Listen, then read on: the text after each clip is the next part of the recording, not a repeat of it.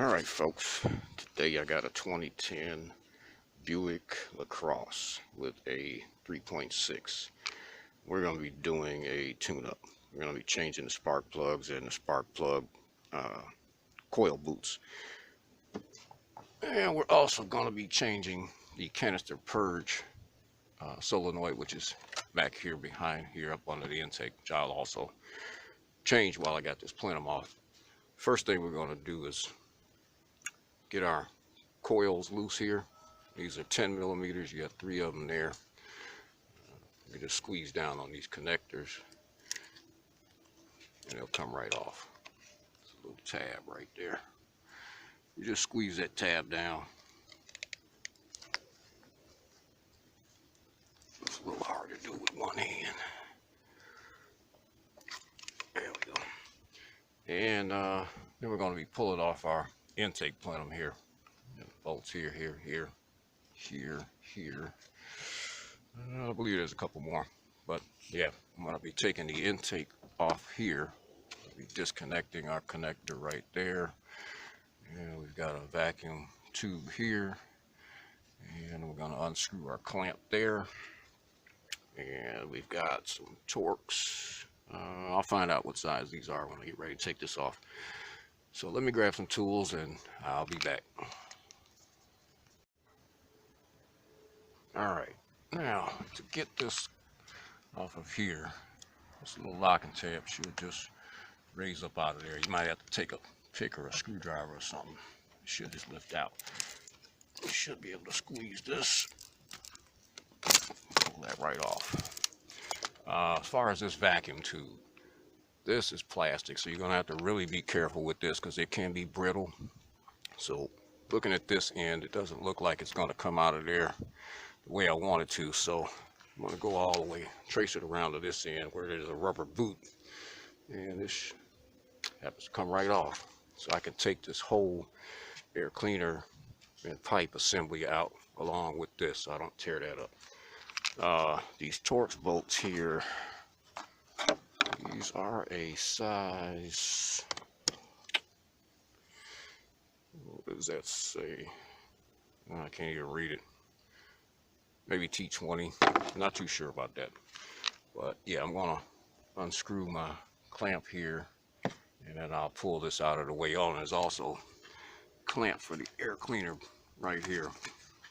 I have to push that and open that up. So once I've got this off, I'll be back.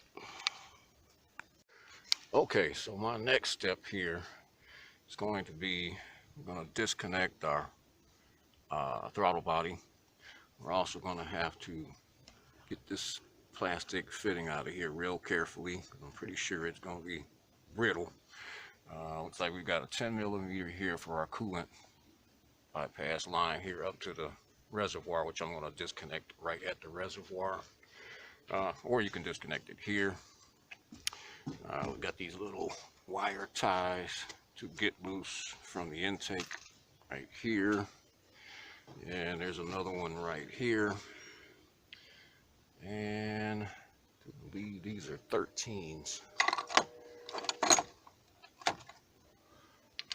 Yeah, we've got, there's 5 13s there. There may be some more. I'll look around here, and I do believe that there is a hose for the brake booster is back here as well. So I'm going to get some of this loose and I will be back. Alright, I got this intake off. Now I can show everybody where the bolt holes are. You've got this one, this one, this one, that one, and there is one here. As far as your canister purge, this is the solenoid right here. And there is just one hose and one connector that holds that in place. I think the most challenging part of this whole thing, getting this off, was trying to get this clamp off of this hose back here. So here's where we're at. The guy said that somebody had just been in here a month or two ago and put some spark plugs in here. As you can look at these bolts have not been touched. You can see all the rust and they haven't been touched. So somebody obviously lied to them. But we're going to pull these out, pull all our coils out. We'll change all our boots on our coils and change the spark plugs.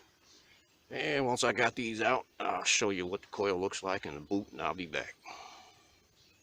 Alright, so these bolts are a 10 millimeter. And once you get that out, this will just twist right out of there. There's our first one. And anytime you take the intake off, always cover up your plenum holes. You don't want dirt or anything to fall down into there, because that will be a problem. Just going to snatch all these out of here.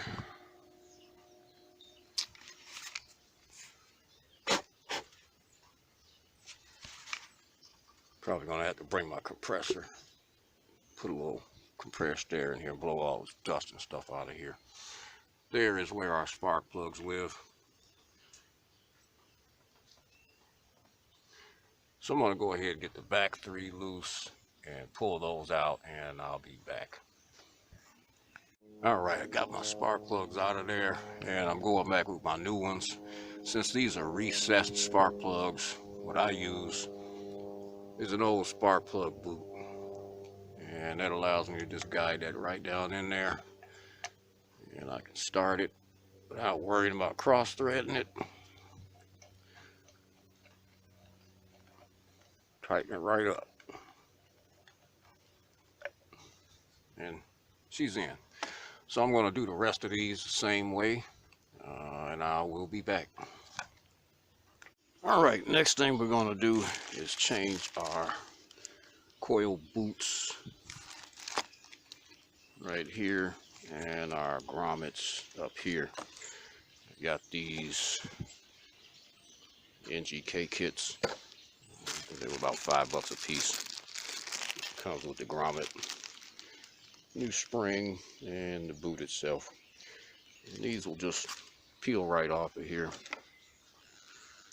And we'll replace those. Kind of hard to do with one hand, so I'm going to change these, and I'll be back when I got this together. Okay, my spark plugs are back in. My boots are on my coils. Everything is back in and plugged together. And I thought I was going to be able to finish up here right now, but apparently they give me the wrong intake manifold gasket. Yeah, that does not look like what I need. This is what your intake plenum gasket should look like.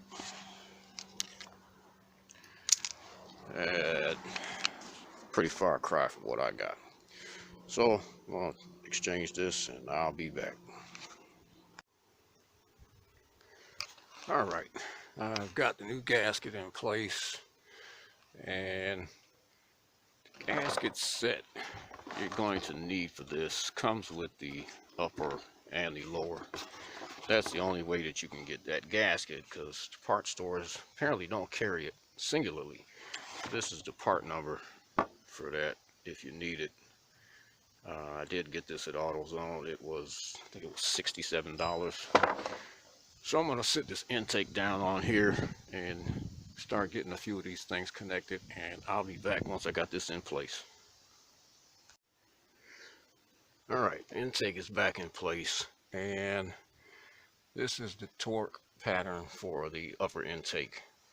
You're going to follow this torque pattern: 1, 2, 3, 4, 5, and 6. And we want to tighten these bolts down to 18 foot-pounds. So I'm going to go ahead and torque these down. And oh, another thing I want to mention: when you take off this upper plenum, you will see that the wiring harness over here has tie straps that have a push clip that goes into this intake.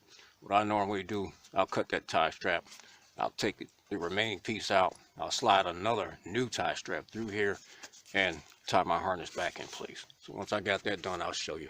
It's a good idea to do. And I'll start putting some of this other stuff back, coolant line and harness, plug all that back in, get all this back together, and I'll be back. Alright, so now I got my intake back in place and torqued. Got all my lines put back. Don't forget to put your lines on back there. And the only thing I got left is to hook up this coolant line back to the reservoir. We're gonna put that clamp back on. Yeah, I'm gonna connect all this little small stuff here, my air cleaner. Tighten up my clamps. And oh yeah, these have got to be a T25. I can't read any markings on my wrench. They're worn off of there, but I think it's a T25. So yeah, if this helped you out in any way, hit that like button, hit the subscribe button. Should have another video on this same car coming up. I'm going to be changing out the canister purge valve solenoid. So stay tuned for that one. Alright, just wanted to backtrack here and show you what I did by mistake. Should have put this on first before I put this line back in place.